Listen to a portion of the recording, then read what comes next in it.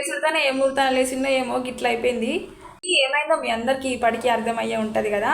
ఇంకా ఎట్లాగో పిల్లలకు స్కూల్ స్టార్ట్ అయినాయి కదా అని చెప్పేసి వంట చేద్దామని కిచెన్లోకి వచ్చిన కథం గ్యాస్ అయిపోయింది. ఇక చూడాలి అప్పుడు ఎట్లుంటుంది మన పరిస్థితి. ఏం చేద్దాం ఫ్రెండ్స్, పొయ్యే దిక్కు అని పొయ్యి కాడికి వచ్చిన. నిన్న మొన్న వాన కొట్టింది కదా, కట్టెలన్నీ తడిసిపోయినాయి. ఇంకా పొగత్తున్నది, మంటనైతే మండలేదు.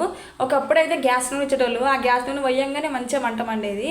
కానీ ఇప్పుడు గ్యాస్ నూనె బంద్ చేసినప్పటి నుంచి ఇంకా కవర్లతోనే మంట పెట్టుడు అవుతుంది. ఇంకా మనము చలికాలమే కదా పొయ్యి ఎక్కువ వాడేది నీళ్లకు.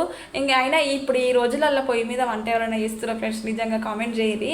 అందరూ గ్యాస్లకు అలవాటు అయిపోయారు. ఇంక ఇట్లా సడన్గా గ్యాస్ అయిపోయేసరికి ఇట్లా ఒక్కటేసారి పొయ్యి మీద వండాలంటే గిట్లుంటుంది అన్నట్టు పరిస్థితి. పొయ్యి మీద వంటనే మంచిది, కానీ ఇప్పుడు పిల్లలకు ఆ స్కూల్ స్టార్ట్ కదా, స్కూల్లో అయినప్పుడు అయితేనేమో ఏ టైం అయినా ఏం కాదు. కానీ ఇప్పుడు పిల్లలకు లంచ్ బాక్స్ అందాలి అని అంటే ఫస్ట్ మంట మండాలి కదా, వంట రెడీ కావాలంటే. సో అట్లుంది ఫ్రెండ్స్ ఇంకా నా పరిస్థితి. మీకు కూడా ఎప్పుడైనా ఇట్లా ఎదురైందా ఫ్రెండ్స్ కామెంట్ చేయరు. ఫైనల్గా అయితే ఇంకా